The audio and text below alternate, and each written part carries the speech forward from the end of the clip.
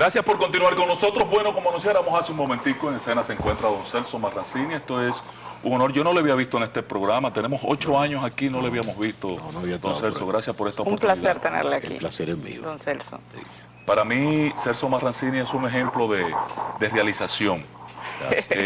Y ahora con una doble condición. Primero, ver a su familia descendiente seguir un legado que usted pautó como líder empresarial dominicano. Pero también usted tiene una tarea y es continuar el legado de su madre.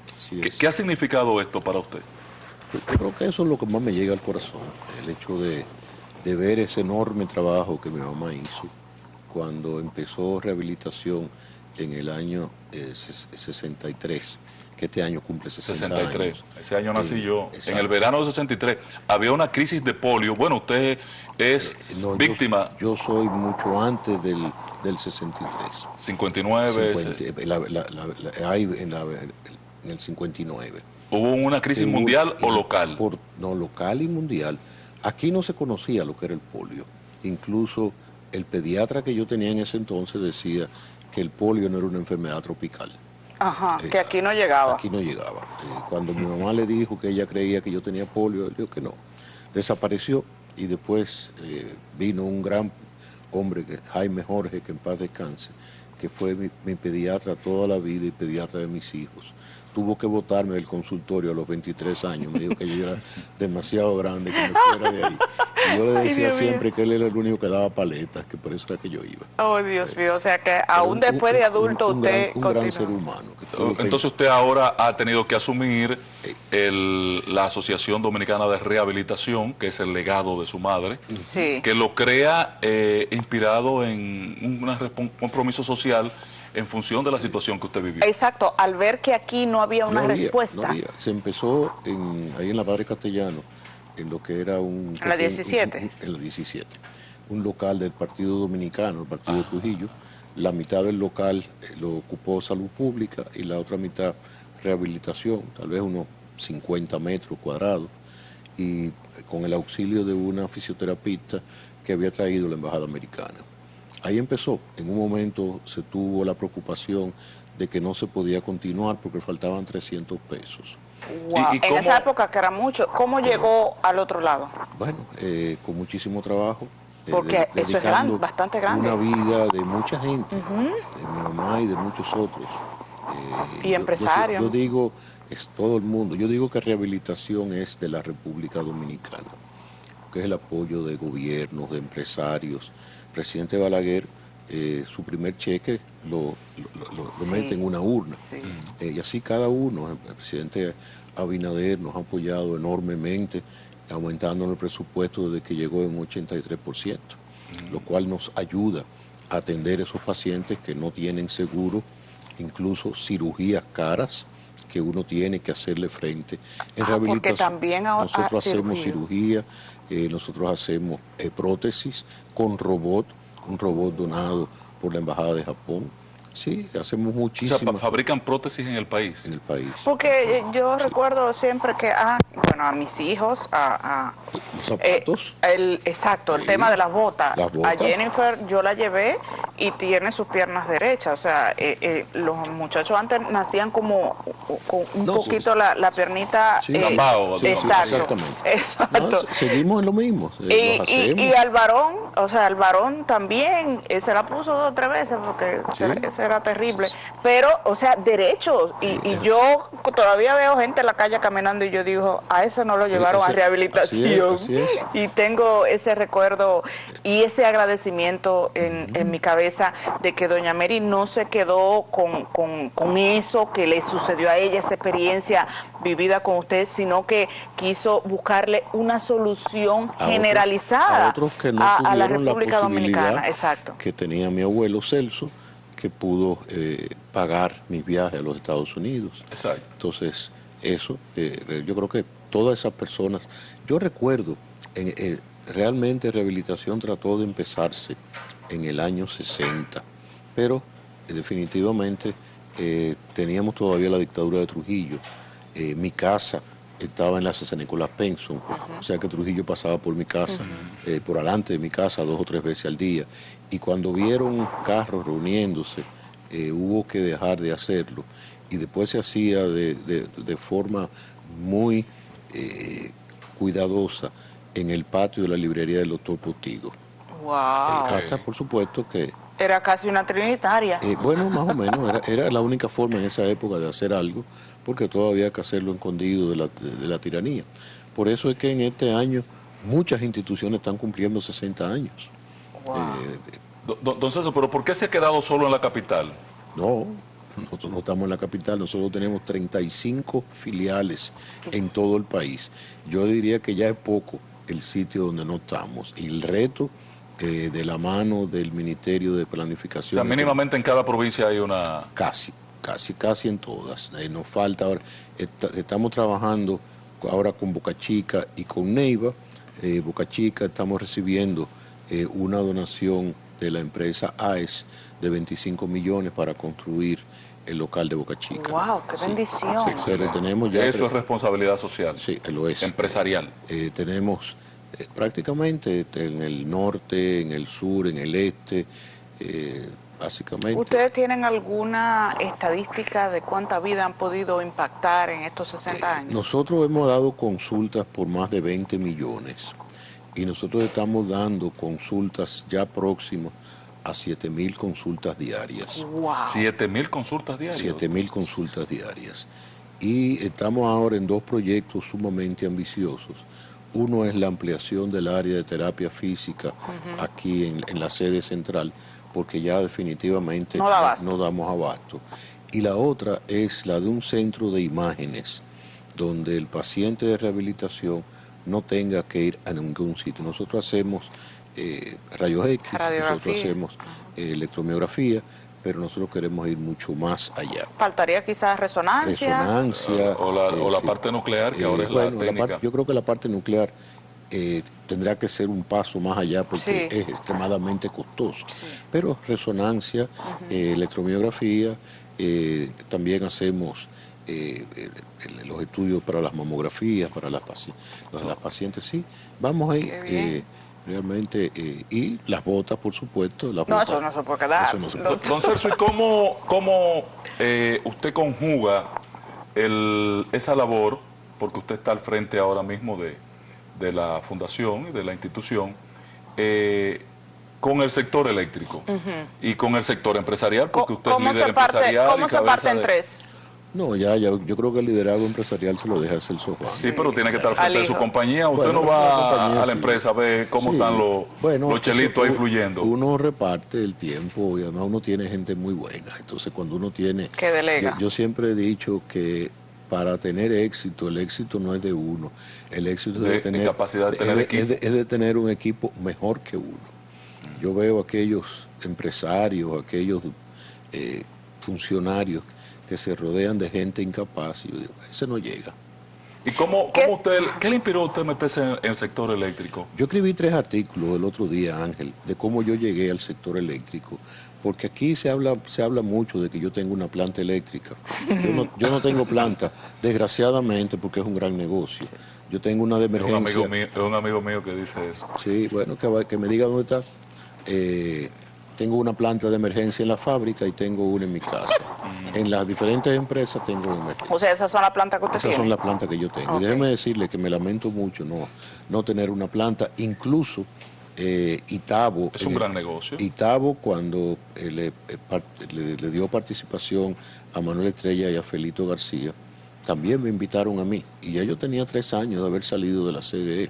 Uno tiene que estar 6 meses fuera, excepto en Punta Catalina, que los estatutos son más fuertes. En Punta Catalina usted no puede tener competir con generación por 5 años. Okay. Para que nadie invente. Hablando de Punta Catalina, ¿qué significan esas 2 plantas ahora mismo para el sector energético? Del 28 al 30% de la generación. Realmente... 28 al 30%. De la generación. Son 2 plantas extremadamente necesarias. Sí, yo imagino que cuando se apaga un motor de eso, usted lo llama, usted no duerme.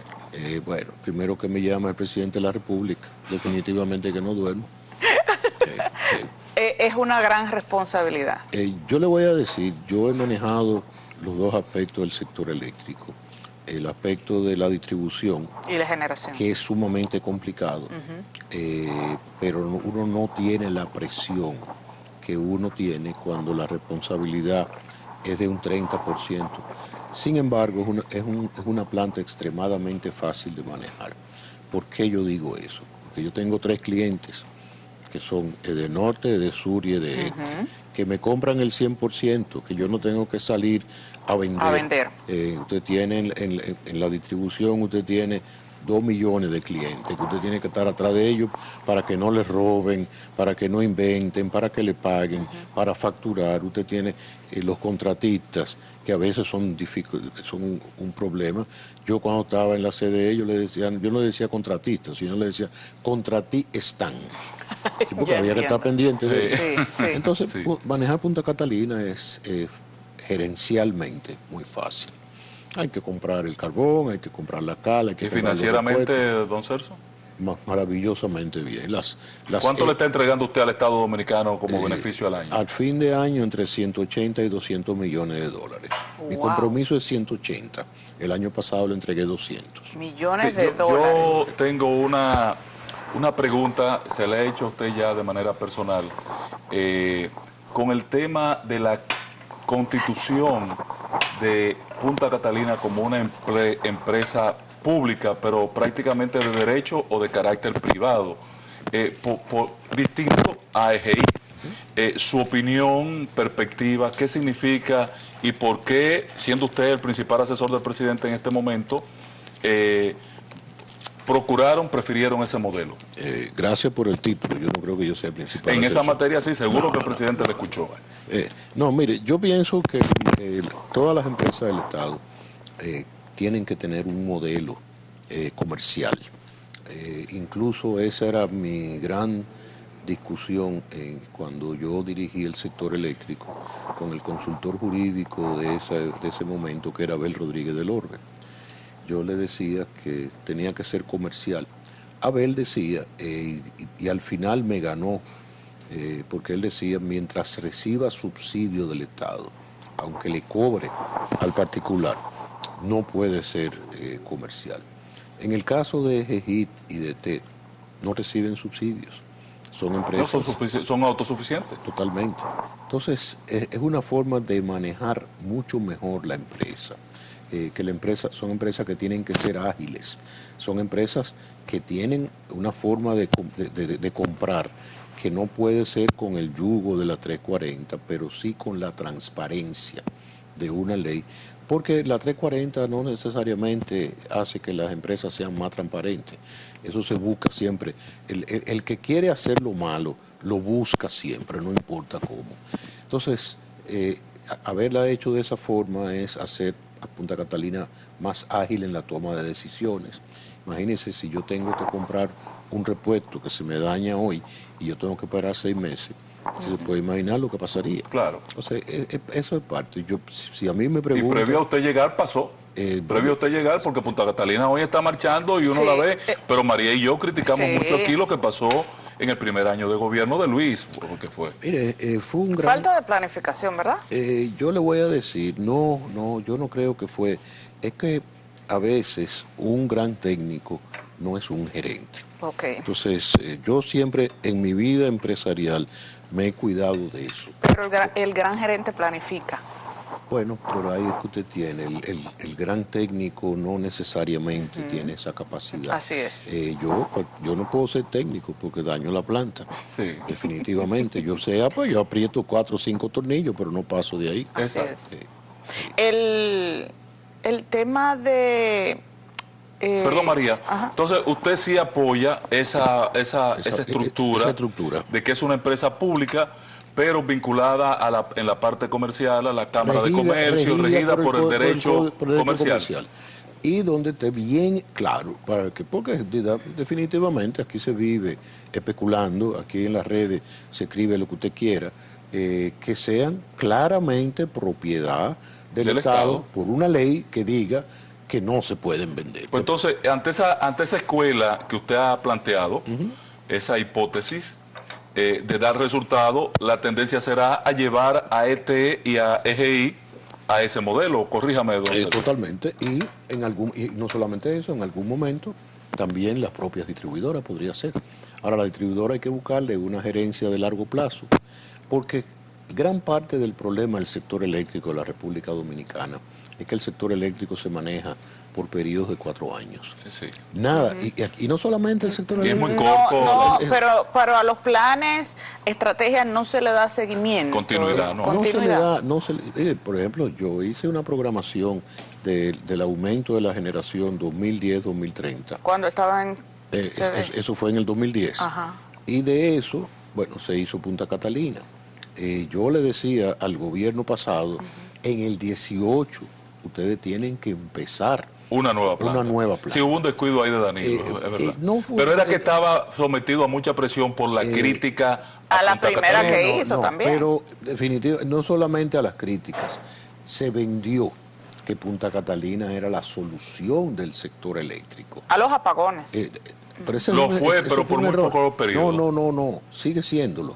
Pero cuando usted dice la solución al sector eléctrico, usted entiende que las distribuidoras se van a resolver, que se va, bueno, que se le va a invertir. La gente entiende que no va a haber apagón, la gente en su generación. Sí, pero usted tiene que verlo, no haber apagones implica que usted va a invertir en la distribución, que usted va a bajar la parte del déficit, de las pérdidas. Sí, entonces hay algo que hay que reconocer en este gobierno, y yo voy a advertir que yo no estuve de acuerdo.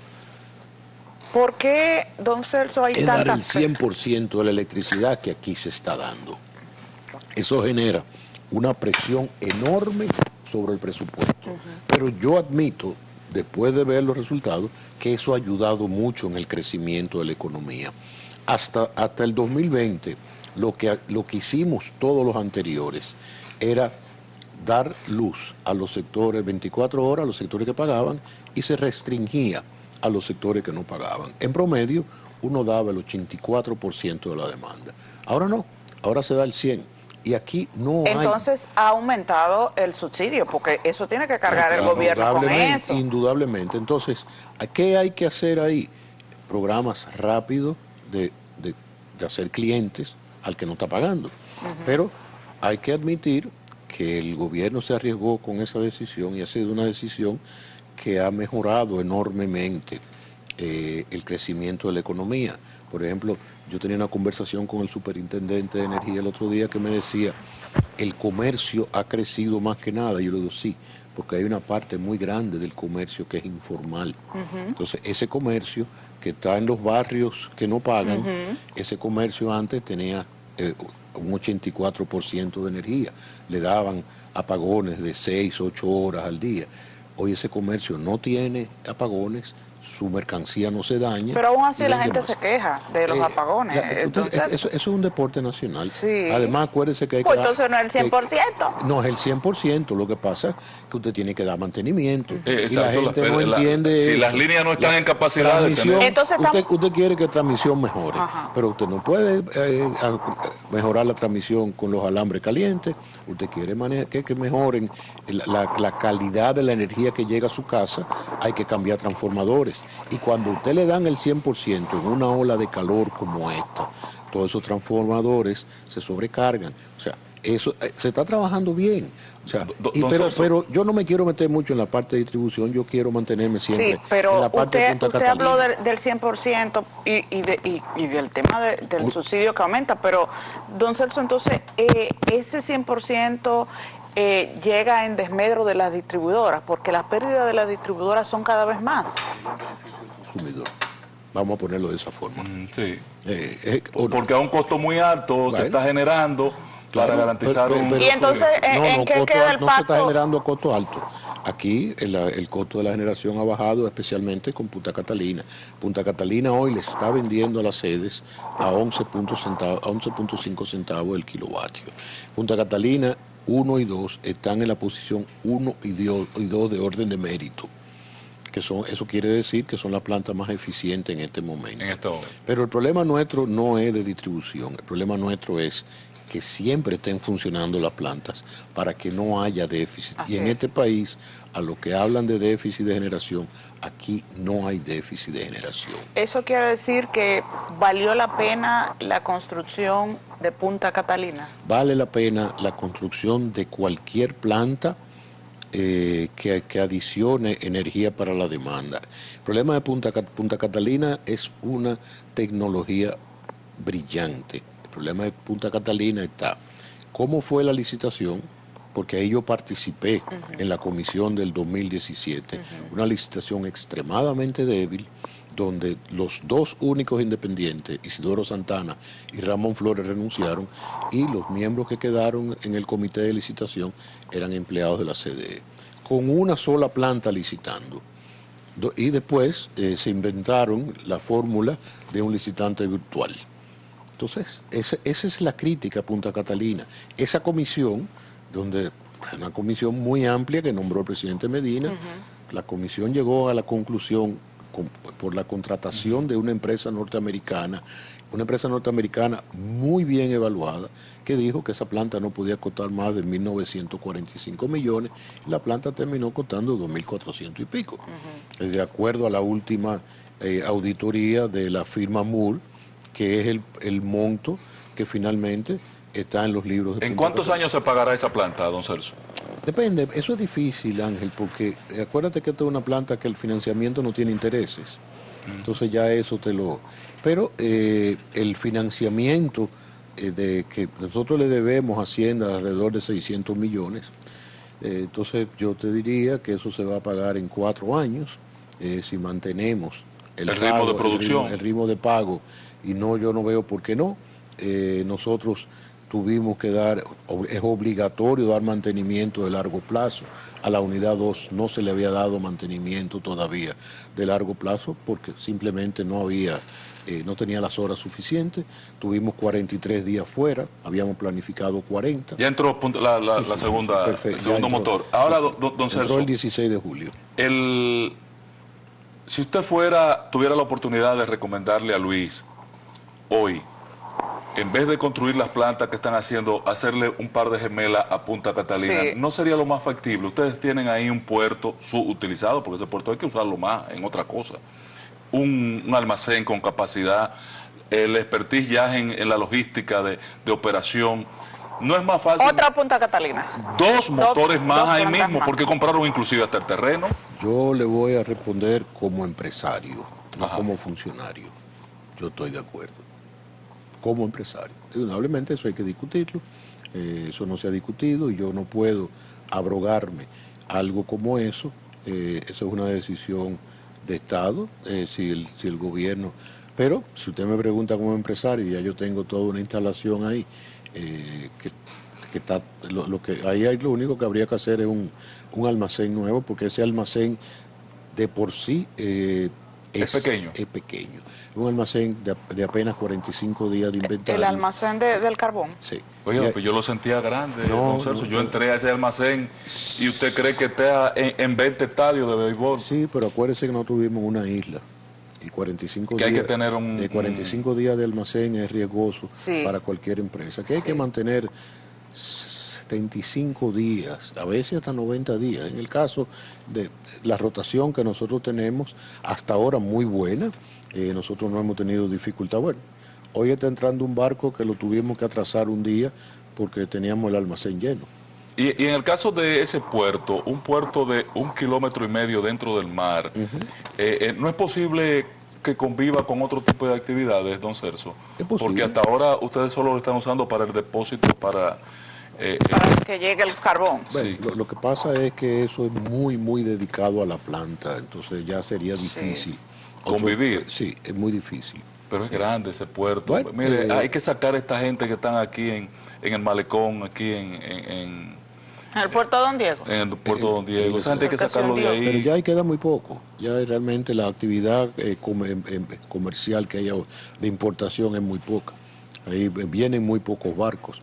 Bueno, yo no recuerdo a nosotros que no haya llegado un barco en los últimos 5 años por Santo Domingo.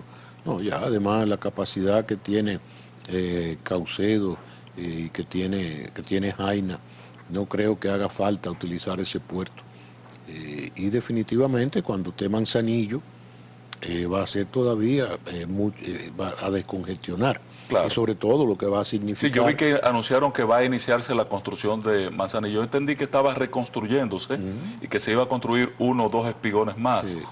¿Cuál es la idea más o menos? Eso para, por ejemplo, para el norte, para Santiago, Claro, la empresa de Santiago le va a dar un impulso tremendo. Y va a dañar Puerto Plata, sí, pero...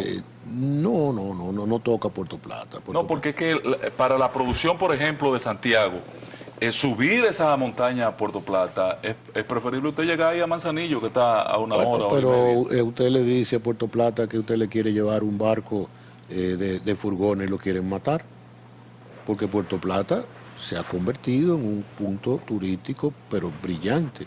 Fue el primero en desarrollarse hace muchos años. Después se crearon Punta Cana, Capcana, pero Puerto Plata está precioso. Y Puerto Plata turístico, están llegando cruceros constantemente, así que cuando usted le habla de un barco de furgones, lo miran mal. El pacto eléctrico, don Celso, usted fue parte de este pacto eléctrico, claro. Y esto hablaba del desmonte del subsidio, pero no ha podido ser posible. No hay gobierno que quiera cargar con el costo político de aumentar la energía eléctrica y que el que no paga tenga que pagar, porque resulta que nosotros estamos pagando, los que pagamos. No, y se firmó solamente incluso para subir la tarifa, lo demás no se ha aplicado. ¿Su opinión al respecto? No, se ha aplicado muchas cosas y se mantiene la vigilancia sobre cómo van las distribuidoras. Yo creo que el hecho de haberlo firmado ya representó un hecho extremadamente relevante, y lo que tienen que hacer a través del CES es darle seguimiento.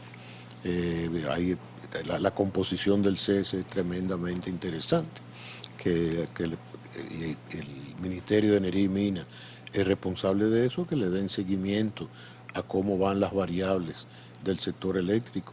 Pero sí, el tema de aumentar la tarifa es un tema difícil. A mí me tocó aumentarla 3 veces, desgraciadamente, con un acuerdo con el Fondo Monetario, que si no se aumentaba, no daban el dinero en la crisis 2008-2009. Y recuerdo en un momento que el Fondo Monetario me exigía subir de una sola vez un 18%, y yo dije que no, que yo renunciaba. Porque realmente no hay nada que se aumente en el comercio, en la industria. Un 18% de una sola vez, eso es ilógico. Usted tiene que ir haciendo aumentos paulatinos y la población va a tener que entenderlo en algún momento, porque este subsidio lo que significa es que usted no ahorra. ¿Y no será que hay una gran población que no está pagando la luz? Siempre ha sido así, Ángel. Pero hay que buscar la manera de equilibrar la balanza. Más que subir la tarifa, busca que otros paguen también. Porque usted ve de estos muchachos que están aquí, la mitad no paga luz. ¿Usted cree que es correcto que a mí me cobren una energía? Y pregúntale ¿tú sabes cuándo apagan los aires? Si en algún momento se va la luz, y ahora no se va la luz, así que es una desgracia. Mira el camarógrafo como se ríe. En algún momento, o sea, porque es que la gente siente que... poder tomarle una foto al camarógrafo así para que salga en el aire. La gente siente...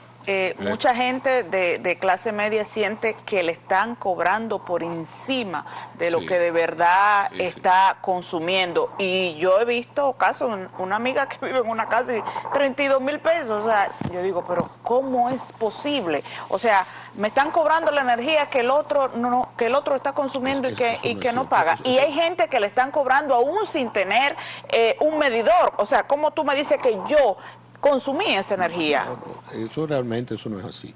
Ahora yo le voy a decir. Esa es la percepción. Usted está conforme con el precio de algo de lo que usted compra. No importa cómo se llame. Cuando usted va a una tienda, mire, yo tengo tiendas, y usted me compra un par de zapatos. Y tengo la opción de no comprarlo. Pero cuando usted lo compra, porque usted tiene que ponerse zapatos, tiene que ponerse ropa, pero usted siempre encuentra que está cara. O sea, yo le voy a decir, yo como empresario, mi primera palabra cuando estoy comprando algo, está caro. Entonces, eso es una condición que en este país se ha creado. Pero a lo mejor no importa si usted le da usted tiene los servicio. recursos para comprarlo, pero la gente está dejando de hacer otra cosa porque tiene que pagar más de energía eléctrica. Y entendemos el tema del consumo, del calor, de las vacaciones. Paga los minutos del celular. Caro. Ahí sí nos asalta. Se va a los restaurantes porque usted entonces yo... No, que después de pagar la energía no queda para el restaurante, don Celso. Pero viven llenos. Don Celso, yo me asombro a veces. Sí, yo también me asombro. Porque me voy... no estaban ayer, Sí. Don Celso. Exactamente. Finalmente, dos temitas que yo quisiera conocer su Lo opinión. que pasa es que hay que quejarse en la vida. No es cuestión de queja, don Celso. La energía está muy cara y se está cobrando de más. Usted sabe. Eso no es cierto. No, yo no lo sé, no es cierto. En el tema de medioambiental y los niveles de contaminación, Ángel, esa es una pregunta excelente, porque mi amigo Enrique de León, que todos los días me llama, publicaron un libro donde Punta Catalina afectaba a Jamaica, Cuba y Haití. Sí, yo vi esa reportaje. Bueno, lo comentamos aquí. Nosotros tenemos una empresa que nos hace los estudios medioambientales, una empresa que se llama RINA Consulting. Esa empresa tiene 100 y pico de años, no fue una empresa que la hicieron el otro día. Y esa empresa, aun cuando Punta Catalina paga el trabajo, no nos reporta a nosotros, reporta a los bancos europeos que financiaron Punta Catalina. Okay. Si nosotros no cumplimos con los parámetros medioambientales de Europa, no de la República Dominicana, los bancos europeos exigen el repago de los préstamos de Punta Catalina. No es que no prestan. Nosotros cumplimos con todos los parámetros. Hay pocas plantas de carbón con el cumplimiento que tiene Punta Catalina. Incluso esa empresa, cuando vio el manejo de las cenizas, dijo que en pocos sitios han visto un manejo tan eficiente como el que tiene Punta Catalina. Ahora, el reto nuestro con las cenizas no es seguir manejándolas, es poder utilizarlas. Exacto, que tiene... Eso es... agregarle valor a aquello. Estamos vendiendo a una de las plantas de cemento, esperamos poderle vender a las demás. Hay planes. Y se pueden hacer chirrop, bloques.